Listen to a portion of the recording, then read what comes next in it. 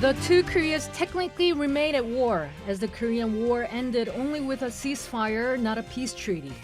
In the wake of the conflict, the first time the top leaders of the two sides met was the 2000 summit between then South Korean President Kim Dae-jung and then North Korean leader Kim Jong-il. The summit meeting was made possible because Kim Dae-jung was a liberal politician who pursued his trademark sunshine policy of engagement with the North. His election had ended decades of conservative rule in the South. The historic summit earned President Kim the Nobel Peace Prize later that year. Exchanges between the two Koreas continued even after Kim left office, as his liberal successor, Roh Moo-hyun, inherited his engagement policy and pursued greater exchanges with their communist neighbor. It was when Roh was in office that the Kaesong Industrial Complex began operations in 2005 after years of construction. The project combined cheap North Korean labor with South Korean capital and technology. It was touted as one of the most tangible fruits of the South's reconciliation policy. Despite such rapprochement, security tensions persisted along the border, with the two sides fighting deadly naval skirmishes and the North relentlessly pursuing its nuclear and missile programs. These tensions fueled criticism from conservatives that the North was using proceeds from economic exchanges with the South for weapons development. It was near the end of Roh Moo-hyun's 5-year term in office that the two Koreas held their second summit in Pyongyang. He met with then North Korean leader Kim Jong-il in October 2007, traveling to the North by land and becoming the first South Korean leader to cross the border on foot.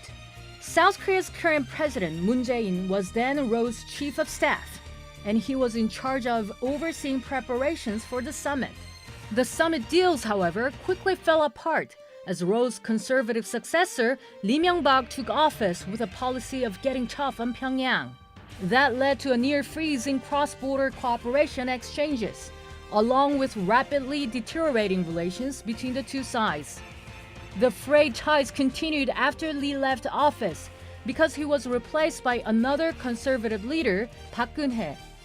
It was when Park was in power that the Kaesong Industrial Complex was shut down in 2016 after more than a decade of operations. But Park was ousted from office before the end of her term after she was impeached for a massive corruption scandal involving a longtime friend. Since taking charge in May of last year, President Moon Jae-in has consistently pursued a policy of dialogue with the North. The first progress came at the start of this year, when North Korea's leader agreed to send a delegation to the Winter Olympics in Pyeongchang, South Korea, leading to the resumption of inter-Korean dialogue. Welcome to Korea Report, where we deliver the latest on South Korea's business, culture, and society. I'm your host, Young-gyo Kim, and I'm standing on the Ground Unification Bridge, which leads to the inter-Korean Kaesong Industrial Complex in North Korea, just north of the demilitarized zone that divides the peninsula. In this edition of Korea Report, we'll take an in-depth look at how new economic relations between South and North Korea could develop in the coming years.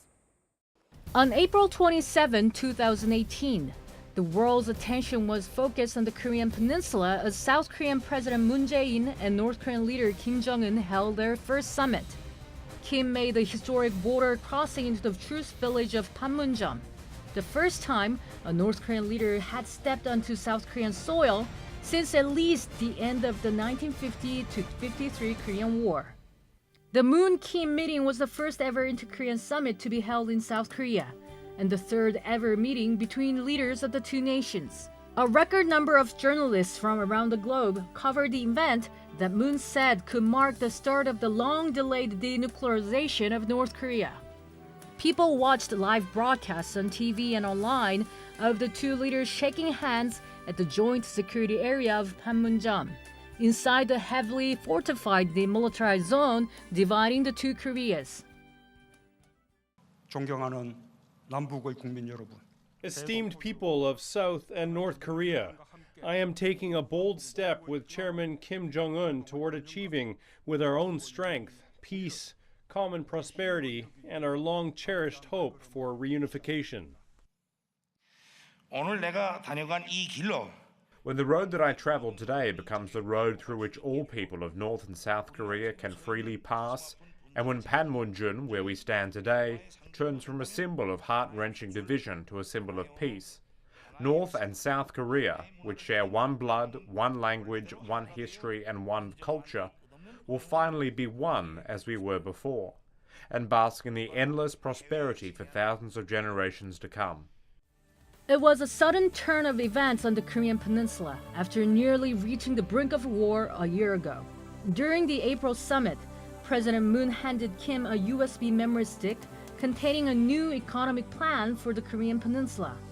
The plan is a blueprint for how the two Koreas could work for economic cooperation, creating 3 belts. One along the East Coast for energy and resources, another along the West Coast for transportation and logistics, and a third across the land border for tourism.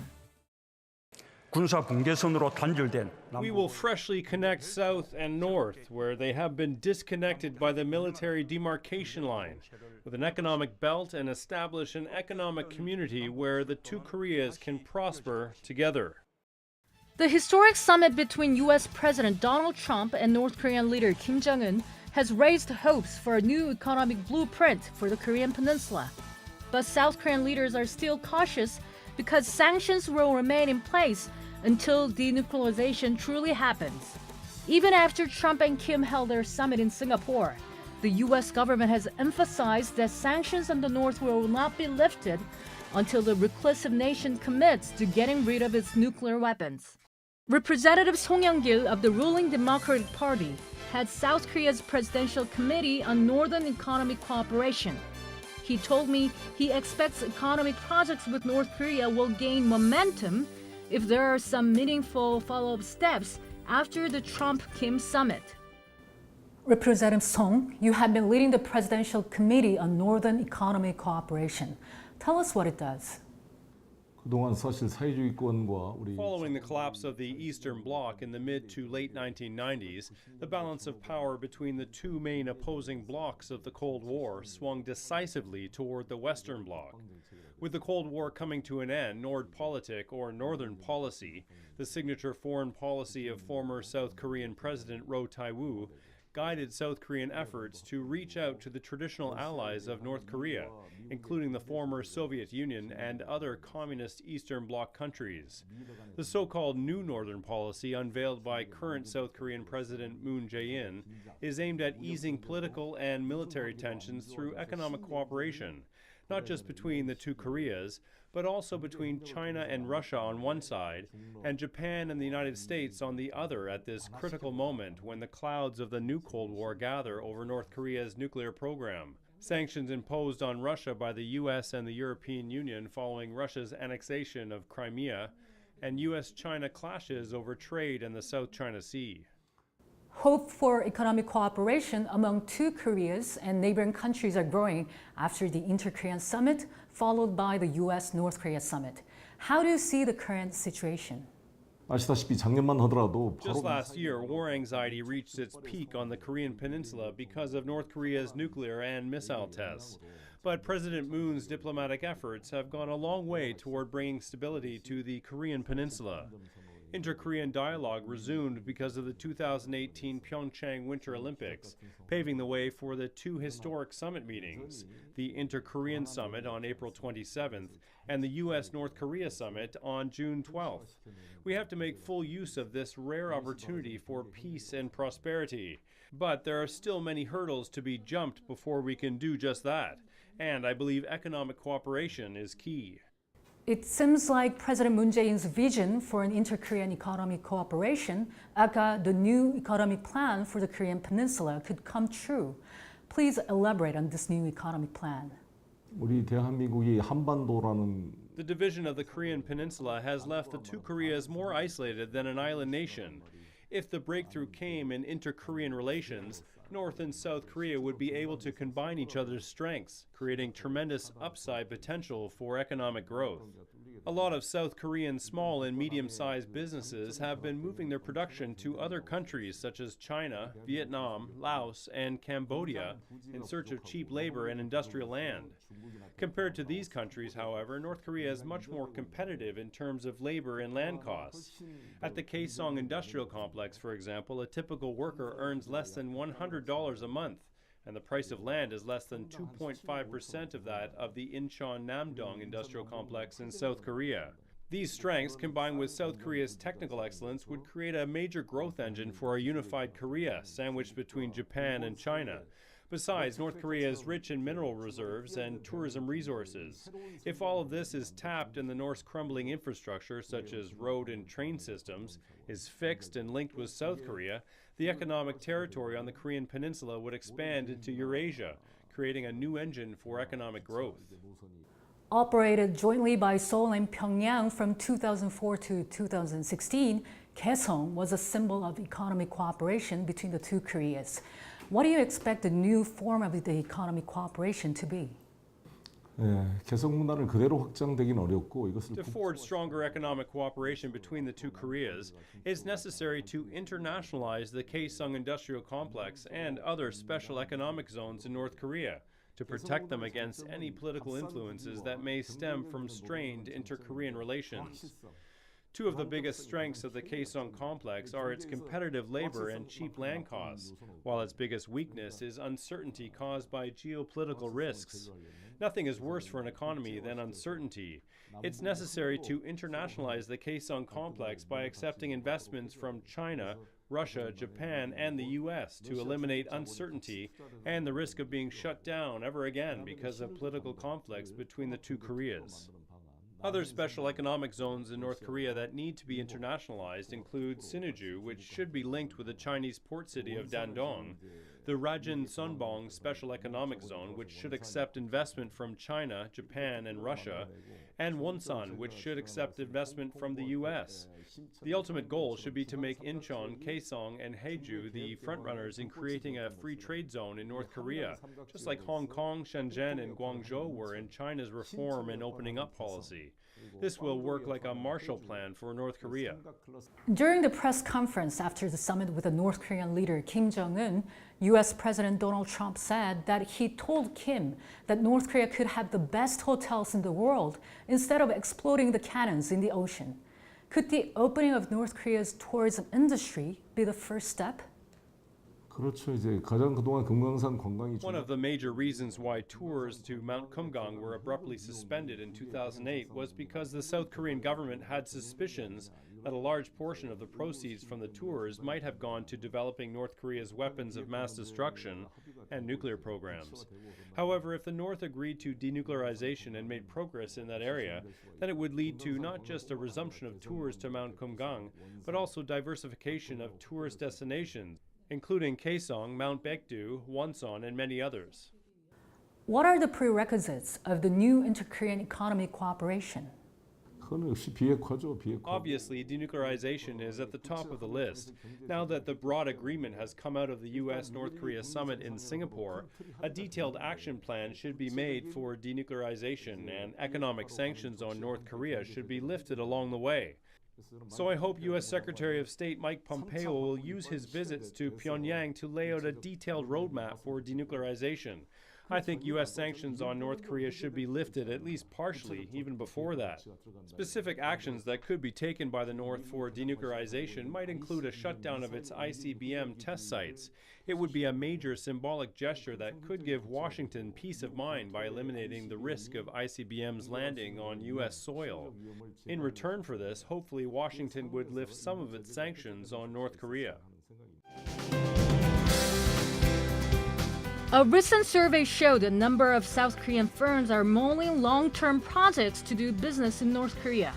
But geopolitical uncertainty remains the key factor holding them back. We'll have more after the break.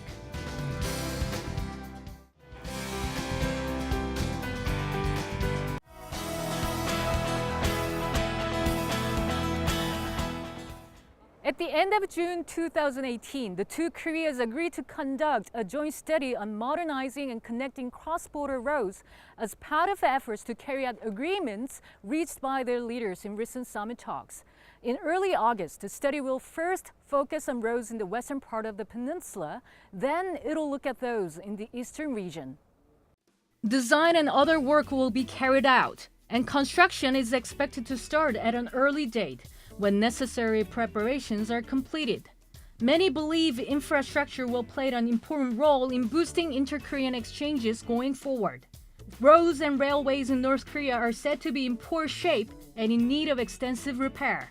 South Korea's business community is paying keen attention to the ongoing dialogue and speculation about a future peace process. In a survey by the Federation of Korean Industries, South Korea's major business lobby group, more than 80% of companies in South Korea said they are hopeful economic relations between two nations would improve. About half expressed a willingness to invest in North Korea. Many are attracted to the idea of doing business in North Korea because of the proximity, low costs, and nearly non-existent language barrier, among other factors. The partnership between the two Koreas will also enable South Korea to reach mainland China and beyond by land, a scenario that could make transporting goods considerably easier for logistics companies. The Trans-Korean Railway Network, if open, would enable freight from South Korea to travel more than 10,000 kilometers through Kaesong and other major cities in the north to as far away as Europe. It would connect to the Trans-China Railway and Trans-Siberian Railway. Experts say that if this actually happens, the cost of moving freight from South Korea's southern port city of Busan to the Netherlands, for example, would be slashed by as much as $1,000 and arrive 20 days earlier. North Korea is also sitting on top of natural resources worth more than $5 trillion, about 24 times more than reserves in the South, according to a study by the North Korea Resources Institute, a state-run research institute based in Seoul. The institute estimated that the North has about 7 billion tons worth of magnesite, a mineral used to lighten automobiles and airplanes. And some estimates suggest North Korea has the second largest magnesite reserve in the world after Russia. If South Korean firms get the rights to mine natural resources in the North, the country could replace resource imports worth about 17 trillion won a year. Amid growing expectations for inter-Korean economic cooperation, Hanwha, Korea's 8th largest conglomerate, has set up a task force to look into business opportunities in North Korea. It plans to enter the North Korean market through its main business, which involves industrial explosives. 최근 남북 경협 분위기가 많이 고조가 If economic cooperation between North and South Korea starts to pick up, we expect that needs for social overhead capital, such as transportation, and demands for resource development will grow in North Korea. Hanwha estimated that North Korea's explosives market will grow by 12 to 15% annually to some $1 billion in 10 years. North Korea's demand for explosives was expected to reach 76,000 tons within 10 years. 지금 이제 시작된 변화라는 것은 Change has just begun, and it's difficult to predict how this change will proceed. For example, whether the change will turn out to be small, medium, or big, even if only conceptually. After the end of World War II in 1945, the so-called Cold War systems were largely dismantled. But in East Asia, in fact, they have not been dismantled, especially on the Korean peninsula. When it is dismantled, you could say it will be a huge change. The system has stayed in place for 70 years. If the structure changes, you could call it a huge change. If the structure remains, the system could only go through small to medium changes, but no one knows where this would go. If and when South and North are to resume economic cooperation in the near future, it's still hard to tell whether it would be limited to the restoration of the past pattern, or whether it would go a little further from there, or whether it could go much further.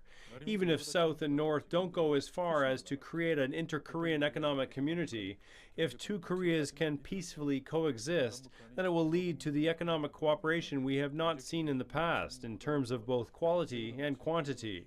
Up until now, the main drivers of inter-Korean economic cooperation were smaller companies rather than big corporations. The total revenue size was at around some $1 billion at most annually. But now there's potential it could grow into $10 billion in the future. Nobody really knows where this is headed. So when we talk about the future, we have to take many situations into consideration. We will have to go through a lot of scenarios step by step. Things could get complicated.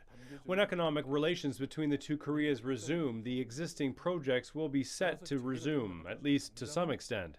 The Kaesong Industrial Complex on the western side of the Korean peninsula, as with the Mount Kumgang tourist region on the eastern side, acted in the past as the sole gateway into North Korea through which South Korean citizens could come and go relatively easily. So the resumption of those businesses is expected to be the first step. But how much further the two Koreas could go from there depends on future talks, as well as on public sentiment in South Korea.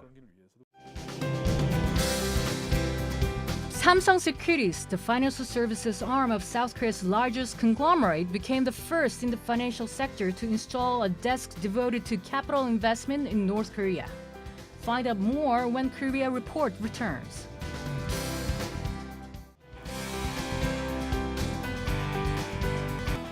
South Korean companies are preparing for an opening up of their reclusive neighbor.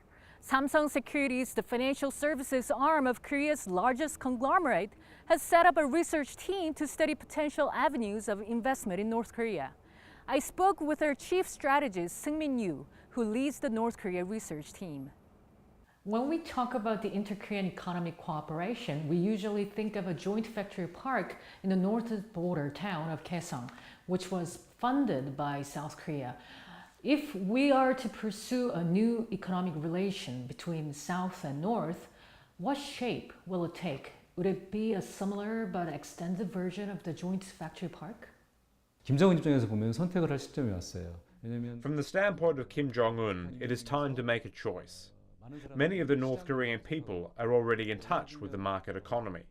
Some estimate that the number of smartphones in North Korea reached 3.6 million units, where there are some 300 official marketplaces nationwide.